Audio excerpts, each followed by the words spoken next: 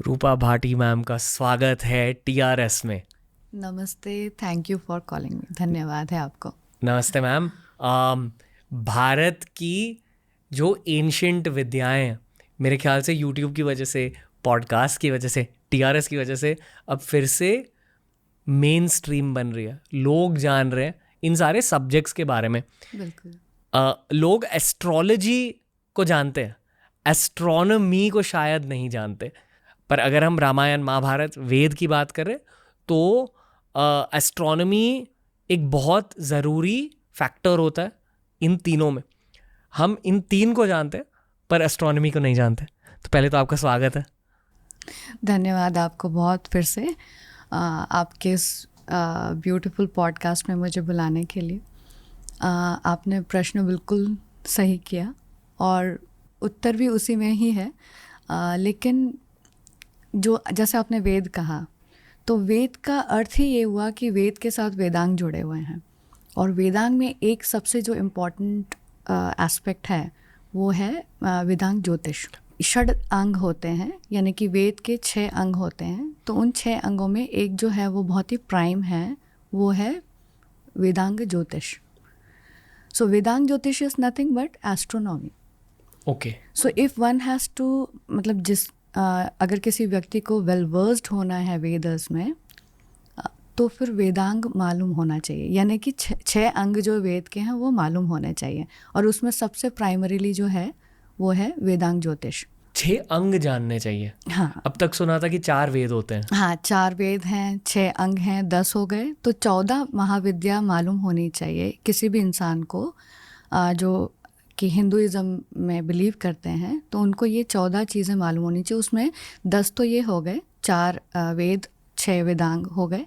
और उसके बाद फिर ब्राह्मणा, आरण्यका हैं और उपनिषद हैं।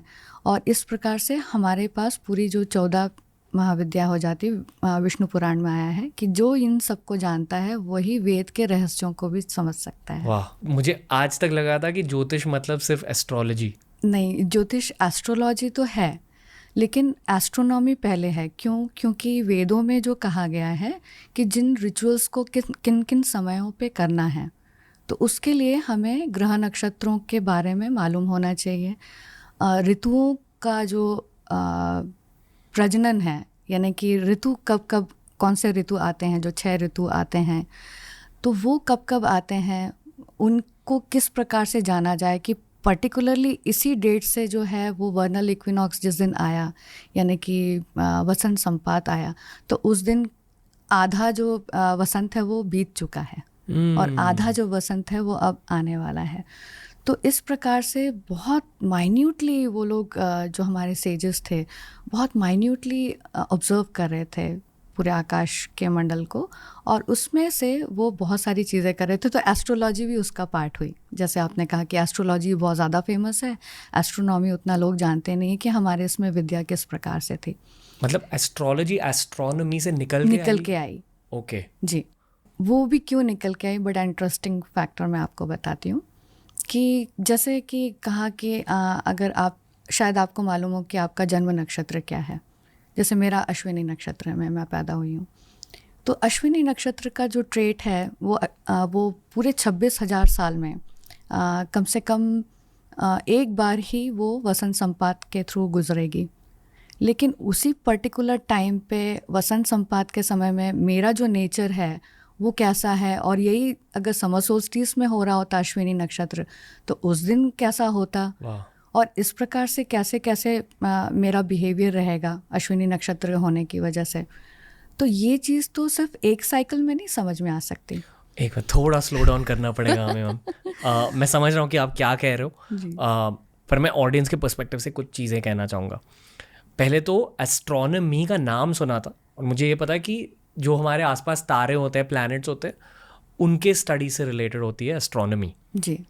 पर उन प्लैनेट्स और तारों की पोजीशन की वजह से हमें ये पता चलता है कि मानव जाति की एज क्या है, या जो ह्यूमन टाइमलाइन रही है, यानी कि पिछले 2-3 लाख सालों में उनके पोजीशन के अकॉर्डिंग आप टाइम बता सकते हो। और एस्ट्रोनॉमी की समझ मेरी लिमिटेड है, पर जो रामायण महाभारत और वेद से रिलेटेड जो असली हिस्ट्री है भारत की, उस हिस्ट्री को जानने के लिए एस्ट्रोनॉमी बहुत ज़्यादा यूज़ होती है। बिल्कुल करेक्ट। बिल्कुल। तो नीलेश ओक सर आए थे, हमारे म्यूचुअल फ्रेंड है शो पर। जी उन्होंने कहा कि आप एग्जैक्टली महाभारत का डेट बता सकते हो, आप रामायण का डेट बता सकते हो, बिल्कुल शायद आप वेद का भी डेट बता सकते हो बिल्कुल एस्ट्रोनॉमी की वजह से। बिल्कुल। पर आज के जो हमारे मॉडर्न आर्कियोलॉजिस्ट हैं जो खुदाई करते हैं धरती की, वो एस्ट्रोनॉमी का यूज़ ज़्यादा नहीं करते, पर शायद करने लगेंगे टाइम के साथ। वो इसलिए नहीं कर पाएंगे क्योंकि वो हमारी जो वेदों में हुआ या फिर पुराणों में हुआ, इतिहासों में हुआ, जो कई स्टोरीज आती हैं उसको उसके साथ में कनेक्ट नहीं कर पाते हैं। तो जैसे कहीं रथ निकला तो उन्होंने कहा कि या महाभारत इसी समय हुई होगी, ये महाभारत का ही रथ है जी। अब लेबल जैसा कहीं नहीं लिखा हुआ है कि वो महाभारत काल का है, कर्ण का रथ है, कहीं नहीं लिखा भी होगा तो डिसाइफर नहीं कर सकते क्योंकि इंडस वैली के ही हम अभी तक डिसाइफर नहीं कर पा रहे हैं। तो हम महाभारत का क्या करेंगे, फिर रामायण का क्या करेंगे जो कि 12,000 BC के आसपास हुई, और उसके भी पहले वेदों का क्या करेंगे क्योंकि रामायण में ही आ गया कि चारों वेदों का जो ज्ञान है वो सभी प्रिंस को था, राम लक्ष्मण सभी ब्रदर्स को था। तो एग्जैक्टली अगर आर्कियोलॉजी को भी साथ में लेकर के आना है तो बहुत कम हमें ऐसे एविडेंस मिलेंगे जिसको हम कोरिलेट कर पाएँ। लेकिन जैसे जैसे पीछे जाएंगे वो इम्प्रेशंस हैं, आर्कियोलॉजी में बहुत सारे इम्प्रेशंस हैं जिससे हम समझ सकते हैं, हमारे जो जितने भी टेक्स्ट हैं उनको पढ़ने पे समझ में आने लगता है। इम्प्रेशंस मतलब? इम्प्रेशंस इन द सेंस कि जैसे फ्लड मिथ है, तो अगर आपने नोआ का फ्लड मिथ हो गया, मनु का भी हमें हमारे यहाँ पे मिलता है, मत्स्य अवतार भी मिलता है, पूरी धरती पानी से डूब गई थी, या फिर लैंड का पोर्शन बहुत कम रह गया, या शायद वो कोस्टल एरिया वाले लोगों की ही कथा हो, कुछ कह नहीं सकते हैं कि पूरी पृथ्वी डूबी थी या नहीं डूबी थी जी। बट इसके इम्प्रेशंस जो हैं वो हमें आर्कियोलॉजी से, जियोमॉर्फोलॉजिकल एग्जामिनेशन से, यूस्टैटिक लेवल्स जो कि सी लेवल का नीचे जाना ऊपर आना, उनके जो डेटाज हैं उससे हमको मिलते हैं। तो फ्लड मिथ को तो हम बड़े इजीली हम कनेक्ट कर पाते हैं। तो एक साइंटिफिक अमेरिकन करके एक जर्नल है जिसमें ऑस्ट्रेलियन एबोरिजिनल्स की मेमोरी के ऊपर में डिस्कशन किया है, और वो आपको ऑनलाइन भी मिल जाएगा। मतलब वहाँ के आदिवासी, वहाँ के जो आदिवासी हैं, तो वहाँ के आदिवासियों के अंदर एक मेमोरी है जो कि फोकलोर के थ्रू उन तक पहुँची है कि कुछ जो कोस्टल एरियाज़ थे ऑस्ट्रेलिया के वो डूब गए हैं। ये मेमोरी 10,000 ईयर्स ओल्ड मेमोरी उनके पास है, यानी 8,000 BC के आसपास वो घटना घटी होगी। And Scientific American takes it as an evidence. तो मैं ये कहना चाहती हूँ कि हमारा तो ओरल ट्रेडिशन है। अगर folklore is an oral tradition and you believe in that कि व्हेन वो बोल रहे हैं कि डूब गया था तो वो मान रहे हैं, तो हमारे यहाँ पे भी फ्लड मिथ्स के काफ़ी सारे एविडेंस हैं in all Puranas, in all even Veda में भी है। तो हम क्यों नहीं, हमारी टेक्स्ट को क्यों मिथ्स एंड माइथोलॉजीज में फिर उसको कहा जाता है? वो भी तो फोकलोर है कि अगस्त पूरा समंदर पी गए। And when we go back into these eustatic level के जो रिसर्चर्स हैं तो उसमें हम पाते हैं कि एक पॉइंट ऑफ टाइम में 35,000 BC के आसपास 40,000 BC से शुरू हो गया था रिसीडिंग ऑफ ओशन, यानी कि ओशन लेवल का नीचे गिरना। और वो कथा है हमारे पास कि अगस्त जो है वो पूरा समंदर पी गए हैं। दूसरी कथा है परशुराम का रिक्लेमेशन ऑफ लैंड, यानी कि समुंदर का लेवल घटेगा तभी आप केरला के और जो कोस्टल लैंड्स हैं वो और निकल के आएंगे बाहर, and then you will be able to utilize it. तो इस तरह से हमारे पास तो बहुत सारे कथाएं हैं, तो उन कथाओं को हम क्यों नहीं एज एन एविडेंस लेते? मैं तो ये बताना चाहती हूँ आपको कि एस्ट्रोनॉमी और यूस्टैटिक लेवल या फिर रिवर मॉर्फोलॉजी, इन तीनों को अगर हम कंबाइन करें, इनके जो पैरेलल रिसर्च चल रहे हैं अपार्ट फ्रॉम जो मैं कर रही हूँ कनेक्टिंग ऑफ डॉट्स, आप पाएंगे कि इक्ष्वाकु वंश ने ऑलमोस्ट 70,000 ईयर्स की हिस्ट्री हमारे पास दी हुई है। वाह! आपने 3 सब्जेक्ट्स का नाम लिया, एस्ट्रोनॉमी जो तारों की स्टडी होती है, एग्जैक्टली। फिर रिवर मॉर्फोलॉजी, जो यानी कि नदियों की रिवर का जो ट्रिब्यूटरीज है वो चेंज होते हैं।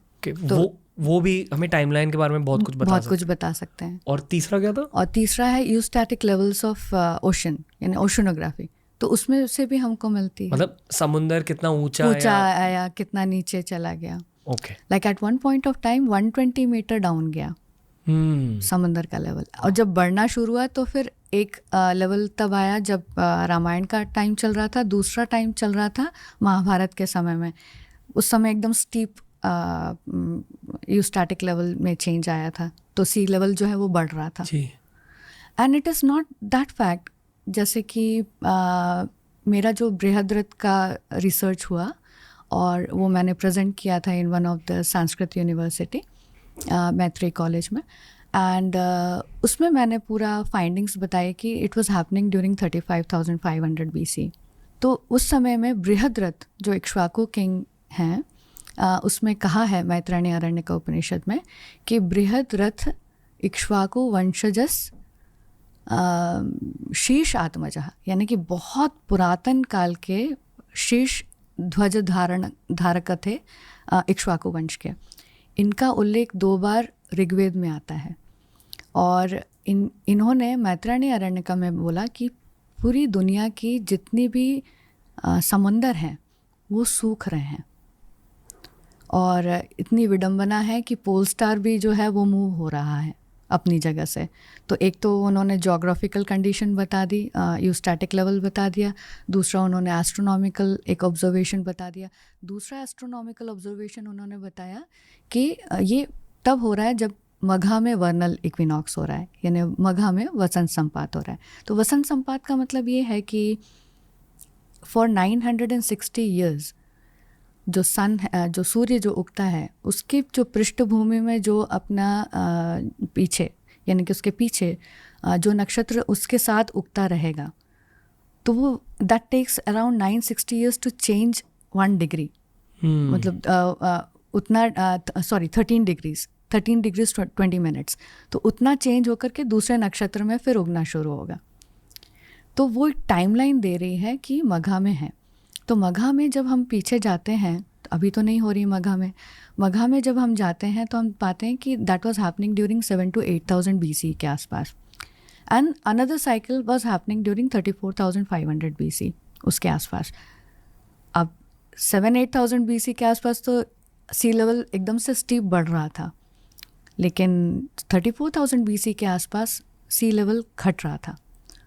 और वो सिर्फ आउटर सी लेवल नहीं है, जो ओशंस है ना, 7 ओशंस जो हम बोलते हैं, वो नहीं घट रहे थे, इनलैंड भी घट रहे थे। Because another condition was appearing कि ठंड काफ़ी बढ़नी शुरू हो गई थी। सो जो पोलर कैप्स हैं उसमें काफ़ी स्नो जो है वो आना शुरू हो गया था। And it was like ice age, जो पर्टिकुलरली जो यंगर ड्रायस टाइम में देखते हैं 10,000 BC, उससे भी पहले एक टाइम और आया था जिस समय ये शुरुआत हुई। थोड़ा फिर से पॉज करना पड़ेगा मैम, बहुत